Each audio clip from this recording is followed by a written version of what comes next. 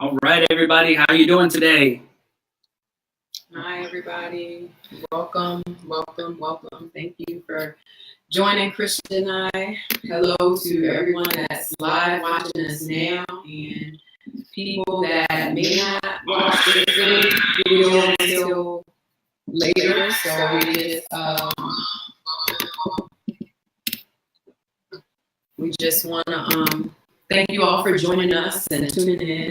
My name is Sharita, and this is my husband, Christian Martinez, for those that may watch this and don't know us, and to our friends and family, hello again. We are here to talk to you today about marriage, and along this journey in our Facebook Lives, Christian and I will also talk about a lot of different things about personal growth and development and leadership and all those other great things, because as much as we're married and we love talking about marriage, we're also two individuals. So it's important for us to grow personally. And I can tell you, as excited as I am about talking to you about the things that we're going to talk to you about today, I was so hesitant and so nervous to come on Facebook Live. And I got to be completely honest and transparent about that, because thinking about being on a live stream, a live video, was a little bit nerve-wracking for me. For those that I do know and are friends on Facebook, if you see any of my Facebook Live videos, it's mostly my kids' basketball or sports activities. It's not me going live. So one of the main reasons why I was nervous, and I am going to share this, is that I felt like I had to be perfect. I felt like our marriage had to be perfect. And, I had to be at this perfect state almost in my life and journey personally. And then I was really convicted, because I'm not perfect. Our marriage is not perfect, and neither is it ever going to be. Our marriage is never going to be perfect, and I'm not going to be perfect ever. So I just really had to grasp that and get to an understanding that it's okay, because it's not about perfection. It's about progression. Right. All right, sorry about that.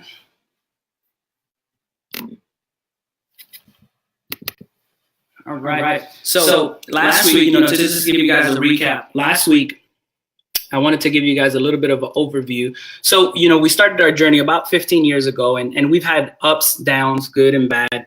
And one of the things that we wanted to make sure that we kind of communicated to our audience is that, one of the cornerstones to a successful marriage is prayer. Everything that you do, I think you should, pray. And one of the things that, as Sharita shared, is that we're not perfect. However, we wanted to just, encourage you guys to not focus on your limiting beliefs. We are growing, we are sharing, we are, continuing to do things together. We want to get better together, and we want to be intentional about our growth. And part of that is, making a difference in people's lives, because we want to share the things that we wish we knew when we were younger in our marriage, to help us overcome some of the barriers to, and some of the difficulties that occur during a young and early relationship. So, with that, it's live.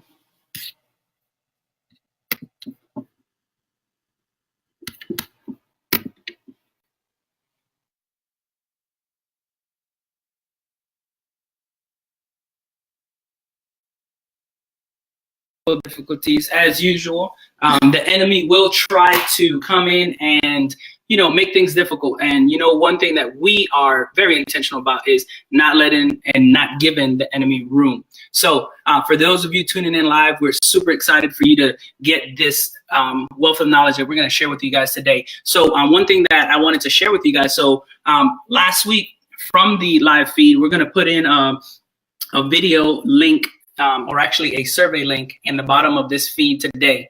In that link, it's a survey. It's very quick. We want you to tell us the 3 things that you believe are going to help you, or that you believe are essential to a successful marriage. last week, we got over 200 responses.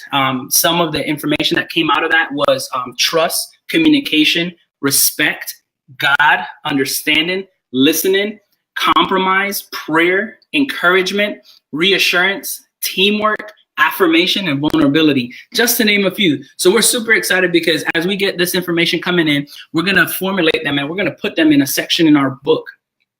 We're going to focus on the 3 things to a successful marriage. We have about 5 books that we're going to release during this time, and we want to kind of give you guys a preview of what that's going to look like. So with that being said, today we're going to talk about the 4 C's. Sharita, can you tell them what the 4 C's are once again? Okay, so we decided that, like Christian said, this week we're going to talk about mistakes in the marriage and mistakes in a marriage. And within that topic, we kind of narrowed it down to 4 different areas or things that we wanted to discuss. And we called them the 4 C's. And the 4 C's are communication, compassion, commitment, and competing. And the first C, the first 2 C's we're gonna put together, communication and compassion. So to talk about the topic of communication and compassion, Chris, you want to tell us what you meant by companions, friends versus companions?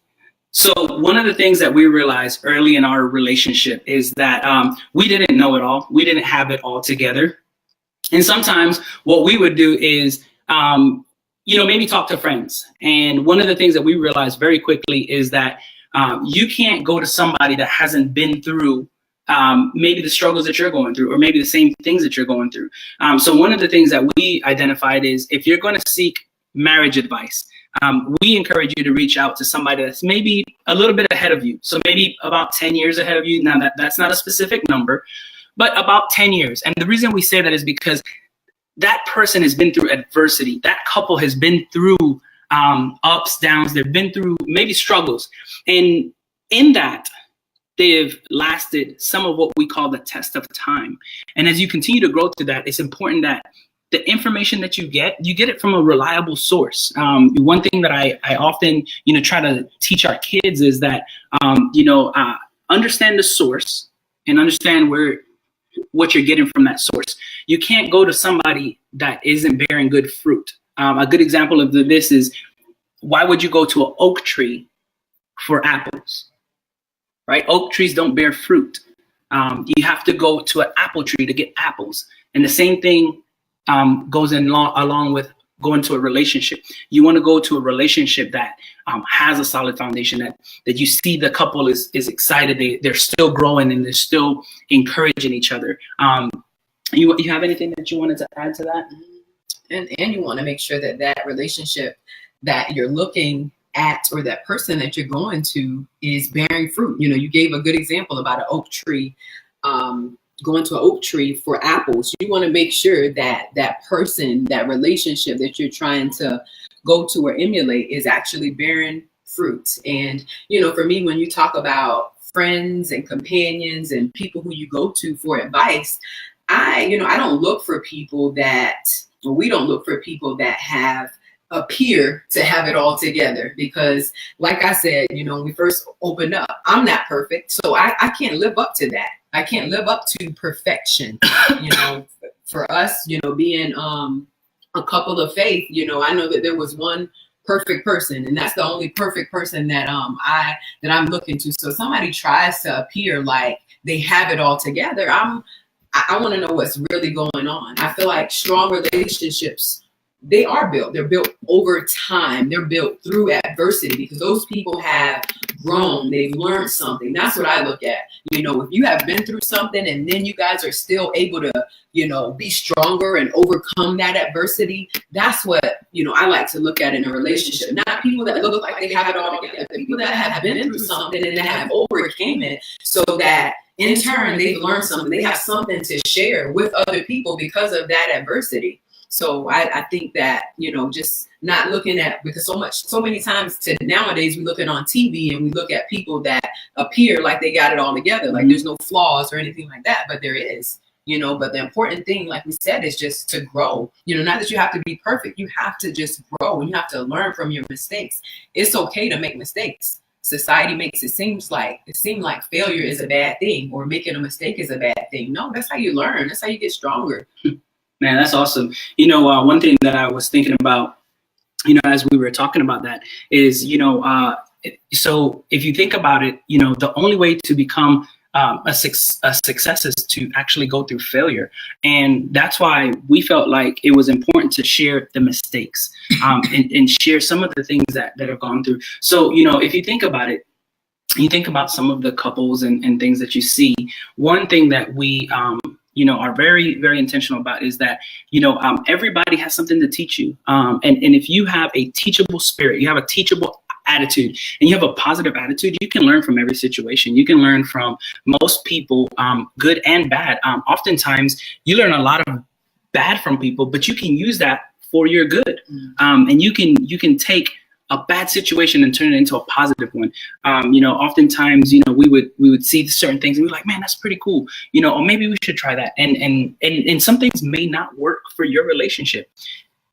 One of the key things, if you're taking notes, and I encourage you to do that because we're going to be given a lot of good information, is if you want to grow, closer together, remember the first word that we said, companion, friends versus companion. I encourage you to share and talk to your companion about what they need from you. I would go to Sharita and ask her, hey, sweetheart, how can I, be a better husband for you? Instead of going to a friend, the friend may think, well, this is what I would do for my wife. Well, that may work well for his wife, but that may not work well for Sharita. He may say, hey, go get her flowers. Sharita doesn't like flowers. Sharita likes to have conversations. She wants us to talk. Flowers die daily. So, I just encourage you to talk to your companion about what her or his needs are, because that's going to help you and your relationship grow. So that's, companion and friends. Okay. So the next C is still under communication and compassion, and it's silence versus communication.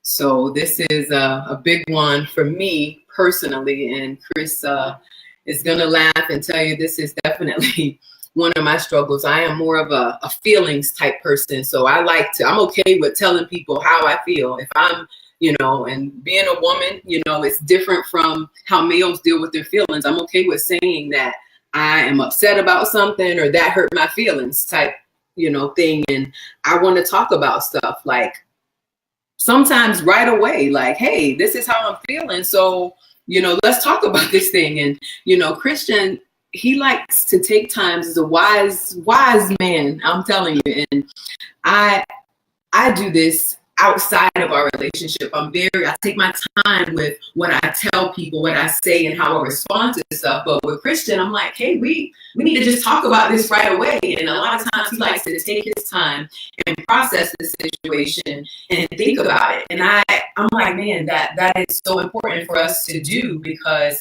it helps us both to think about it and to kind of deal with our own personal feelings and not necessarily just tell somebody else. And I say, I think about the fact that I do this in every other relationship except with Christian.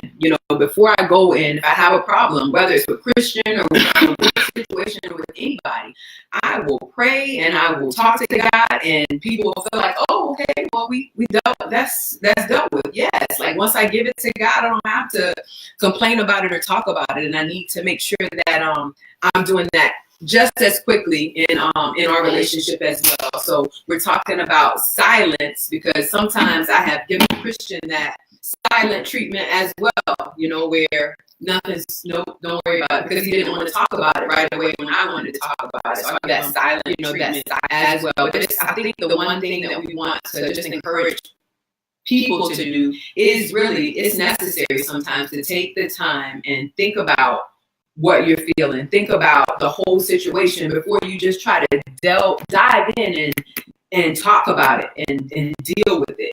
It's wisdom in waiting. And that's the main thing that I get from that. What are your thoughts about silence and communicating, Christian? So one of the things that I think is extremely important is responding versus reacting. I learned this a while back. When you react to a situation, you don't think. You just it's instinct. It's almost like you just get there. You want to say the first thing that comes to mind. That's gotten me in trouble a lot, a little bit too much.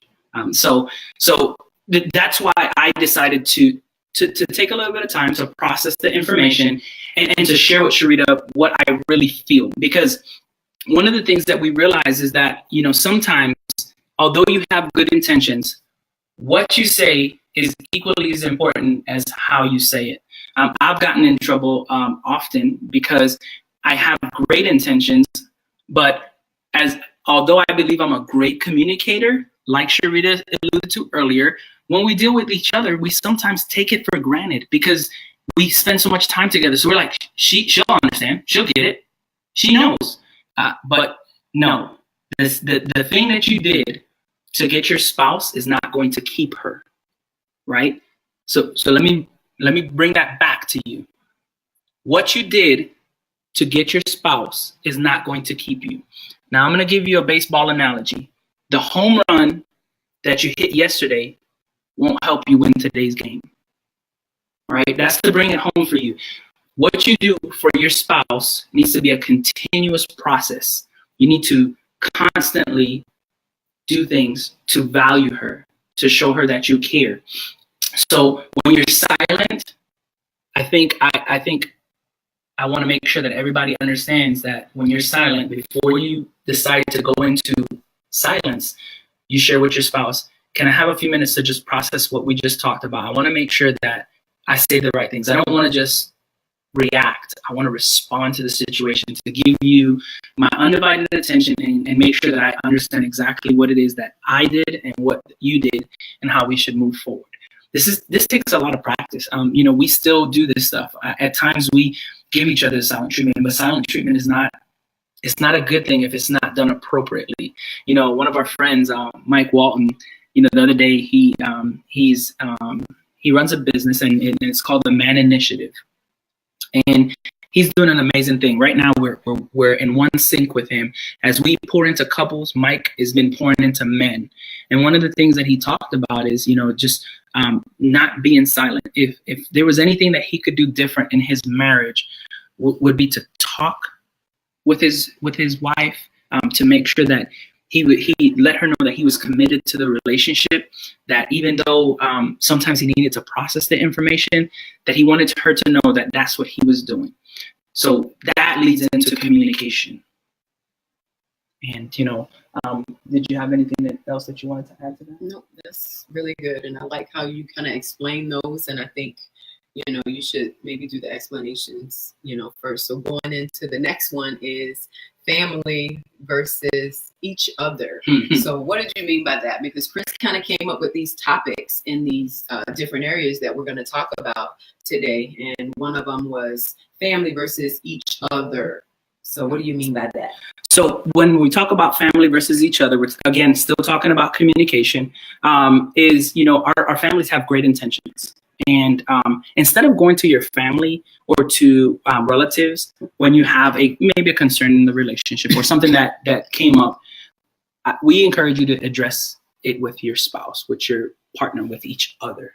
Hey, Sharita, you did this and I didn't realize, how that made me feel, but I didn't really like that, and something as simple as that can help your relationship. Oh, I didn't realize that you didn't like that, Chris, but that's the essence of it, is communicating with each other. You don't want to share things with family members that at times can put a hindrance or can bring a strain on the relationship. So, let me give you an example. So, if you were to share something with a family member, because you don't talk as much with that family member, we all live our own lives. So I talk to Sharita every day. I talk to her multiple times a day. However, when it comes to family, I talk to them maybe once a day, maybe once every other day, just depending on what's going on, how busy life gets. And what I share with them remains with them. It stays longer with them than it stays with me. So if me and Sharita talk about it, in 10 minutes we get over it. the next time I'm on the phone with that person, or the next time I have a conversation with that person, they're going to bring it up and they're going to be like, oh man, that happened. And then you're like, man, that was like 20 years ago. And not that it was, but that's what tends to happen, because people that aren't in your relationship, that aren't in your shoes, they see it through the lens that you provide for them, the lens that you give them. And then they basically bring it up or bring it back. And you're like, oh, that was a while back. We already fixed that. Right. And so, did you want to elaborate on that a little bit? Yeah. So like, that's the last thing that person is going to remember about your spouse, what you shared with them. So just, like you're saying, you have to be mindful of what you share with people. And there's nothing wrong with being married and still talking to, your friend, because before you got married, you might have talked to your mom every day. You might have talked to your BFF every day. You might have had a friend, a really close friend that you shared everything with or got advice from. And, that's okay. You just have to be mindful as to how you bring those things to people, because that's going to be the last thing that they remember about your spouse. So you might have made up with your spouse. You guys might have gotten over it like right away or right after you talk to that person, but they're going to remember the last thing that you shared with them about that person. So you have to just, again, be mindful of how you share things with people, if you choose to share things with people, because I know I definitely don't want to discourage that, because it's important to talk to people, but you have to just make sure you're mindful as to how you do it, I guess. Yeah, that's awesome. So the next topic is commitment. So pride versus commitment. What did you mean by pride versus commitment? Man, so far too often as men, we believe that we have to have all the answers, that we have to, be all together. And that's probably the furthest thing from the truth. You have to be humble. You have to be teachable. You have to be growth oriented, because if you're not in the space where you are, doing that, you're not committed to the relationship, to understand that your wife has something important to teach you. Your mistakes have something to teach you. Then you're going to get stuck. You're going to think that, well, it's my way or the highway. That's not the way that it works. That's not what a relationship is about. You have to believe that. And I'll have Sharita share a quote with you guys, and it makes a clear picture of this. Couples are to come together, right? You're two individuals becoming one. Can you share that scripture with him? We're talking about can two walk together except they agree. So you have to, in order to walk together and walk in the same direction, you have to agree. So you have to come into agreement together. So that's what scripture he was referring to. So that's, so important to, to make sure that you're in agreement, you're walking in the same, direction, and not, being so prideful. For, pride and commitment. One of the things that I had thought about was recently, Christian mentioned our friend Mike Walton and his Business with a Man initiative. He posted this quote recently, and not really a quote. He asked a question. He said, "Is the saying correct? Happy spouse, happy house, or happy wife, happy life?" And I thought about that, and both of those are true. If your wife is happy, then your life is going to be happy, because, wives, they do a lot in a relationship and in a family. We, really keep things together a lot. But when I responded to that post, I said, I think it's more important that if you have a happy spouse, you have a happy house, because it's important that both of us, being prideful, I might say, oh, okay, yes, you need to make me happy. You need to make sure I'm happy because I'm your wife if you want to have a happy life. But I'm happy when he's happy. You know, I wouldn't be, you know, happy or content if he's doing all these great things for me, but yet begrudgingly, yet inside, you know, he's resenting doing them, you know. So I want him to do it because he wants to be a cheerful giver of whatever, you know, whatever it is that you're giving, whether it's your time, whether it's a gift, whatever it is that you're doing. I want you to be happy doing it, and I'm happy when he's happy. So if both of us are happy, then the whole household is going to be happy. So I really liked what how Mike kind of put that out there and challenged people to kind of respond to that. That was really interesting. But it is important that, you know, we both set our pride aside and we do things that make each other happy. And, you know, we have a lot of people in our lives that we're so grateful for. We learn every day something new. You know, we talk about Mike. I have this friend, Allison, and she just launched her book, amazing book, The Art of Imperfect Action. Oh, my goodness. Something that we all need to do. It's a very encouraging book. So if you can, go out there, get it. It's a really good book because we're going to be launching a book soon. And we know that you know, we have to support each other. And there's a lot of people making a difference in the world. And that's what we want to do. We want to help people. We want to encourage you to make a difference. Now, whether you're starting a relationship, you're single, you're going into a relationship, you've been through a divorce, you're in a relationship right now, and you want to, you know, bring the fire back. You want to bring the passion back. We want to encourage you to spend time together, to do more things together, and to talk to each other more. Do we have another topic that we wanted to talk about? Yeah, so the last one is competing versus striving. So what do you mean by competing versus striving? Wow. So one of the things that we learned very quickly in our marriage was that we were both very competitive, actually. Sharita was, a stud when it comes to basketball.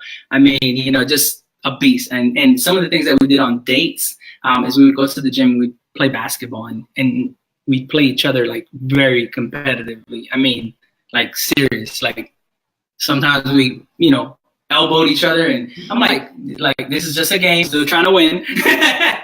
And so, you know, but on a serious note, I think, you know, one of the things that we didn't realize that we were doing and how it hindered our relationships is, you know how we're raising our kids.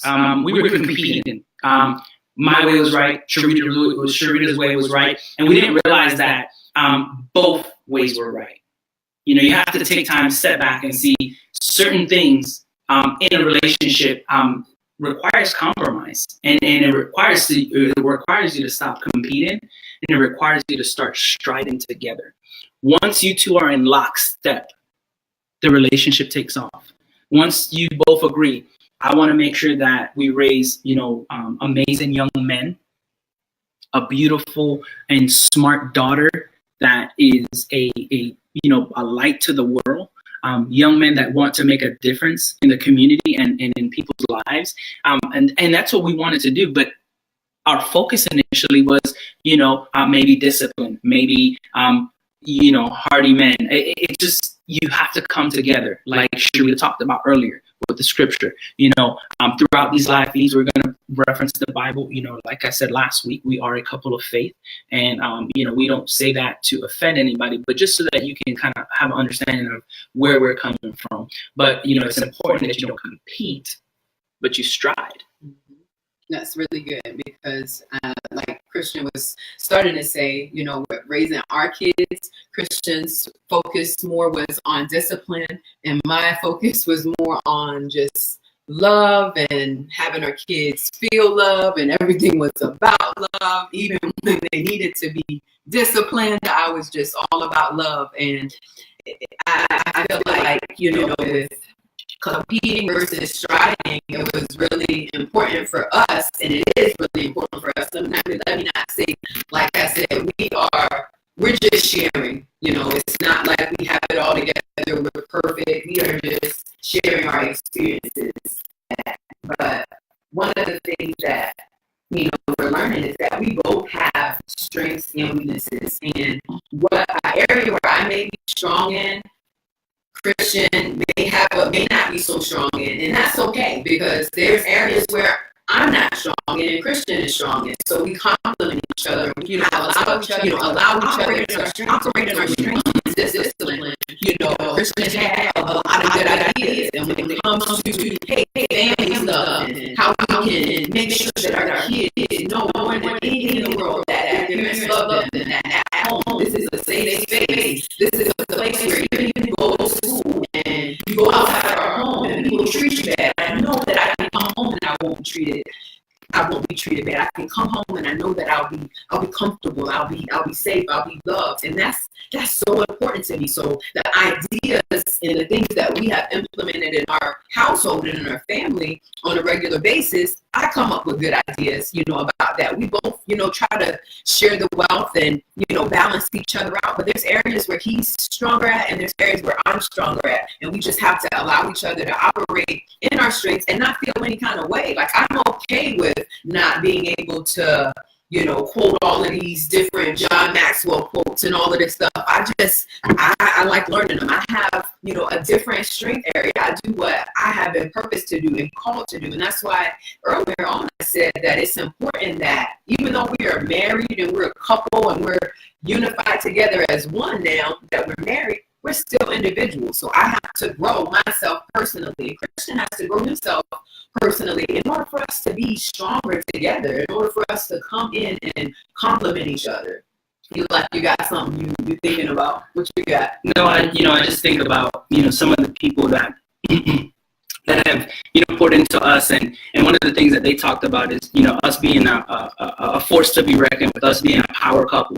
And, we thought about that. And it's funny because, once we stopped competing and we started striding and we started kind of deciding like this is the direction that we wanted to go, a lot of things became so much easier. Hey, I'm going to cook this, or I got some meat, can you throw it on the grill? Just like different things, helping around the house, helping each other out. Hey, I want you to spend some time with the kids doing this. Hey, you do a good job, kind of like encouraging and inspiring. Why don't you just do this? Hey, I want you to talk to the kids about, just maybe a bad decision that they made. Sometimes, I am quick to, kind of like be very, very direct in nature and explain to the kids like that is not okay. And, at times, and very often the kids need a softer touch. They need a gentle kind of like, hey, sweetheart, that was a bad decision. I need you to make good choices because, these choices can affect you.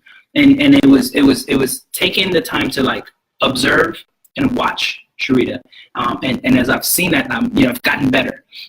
But it takes time. And you have to understand where your blind spots are. And that's what Sharita was just, talking about. And it was so awesome because, we talk about operating in our strength zones, the things that we're good at. I'm not going to show up to your house and, start cooking, right? Who does that? Like, excuse me, get out the kitchen. I got this. You just don't do that, right? You show up. You wait, you talk, and then you enjoy each other. And then they may say, hey, you remember that time that we had that conversation? I'm going through something. You mind sharing with me what you would do in this situation? And then now you're in your strength zone. They ask you for advice and you help them with that. But you always have to know when you're in your strength zone. Well, that was the last topic that you had to cover. We talked about the 4 C's: communication, compassion, commitment, and competing. And within that, what to share with your family, who to get advice from, having pride in a relationship versus, just coming together and walking together, and silence and when to kind of think about and process things, but still communicating with your spouse. And then also competing and striding. Next Friday at 7, Christian and I want to talk to you guys again about being young and married. Because Christian and I were pretty young when we got married, and therefore we made a lot of mistakes. So, like we said, we have developed a stronger relationship over time, not overnight. And it's important for people to have that understanding that it doesn't just happen overnight. There is no such thing as a perfect marriage. It's a progressive marriage. We're progressively getting better. We're progressively growing and learning and getting stronger. And that is the most important thing. And I feel like people need to really kind of embrace that a little bit more, because they feel like, oh, if my relationship don't look like that relationship on Facebook, then I need to get into another relationship, but that's not true. You know, that relationship, if you see it 9 times out of 10, it's not what it looks like. But if you do see those relationships that look like that, those relationship goals, that has happened overnight. And people that have strong relationships because they've had to, number one, work at it and be intentional about it. And number two, they have chosen to stay together through adversity. Like, we've been through a lot of tough times and we've chosen to stay together. We've chosen to overcome that situation together. So that's what makes strong relationships. Just like in life, we get stronger because we have gone through things. We have persevered. So in turn, in life, you may be a stronger person because of what you persevered, what you've been through and been able to go through and still stand today. That's what makes you a strong person. Don't look at people and feel like, oh, okay, I want to be like that perfect person. I want to be like a perfect, person. I want to be like a person that overcomes adversity, a person that perseveres. And that's what we are. We are a couple that has persevered adversity. We are a couple that have chosen not to give up on one another and have accepted the fact that I'm not perfect and Chris isn't perfect, but we are growing together. And so again, next week we're going to talk about being young and marriage, and a lot of good things are going to come from our conversation with that. So please join us next Friday at 7. Yeah, so what we'll do is, throughout the week, we'll probably give you guys a little sneak peek of what we're going to talk about. And, to close, I wanted to share something that Steve Covey, kind of shared, and it was a powerful story where he basically just put a story together, and he said, hey, he was talking to his son, and, he had explained, or actually it was a story about a guy talking with his son, and what happened is that the kid was like, man, that grass looks cool. And the reference was the grass is greener on the other side.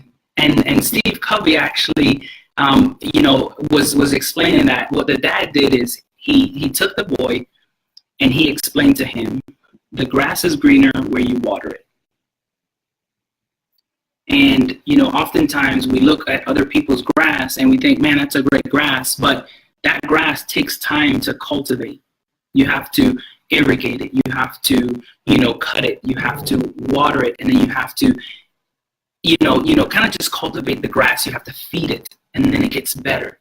That's just like a marriage. You can't look to others and think, oh, my marriage is going to be great or it's going to be like that.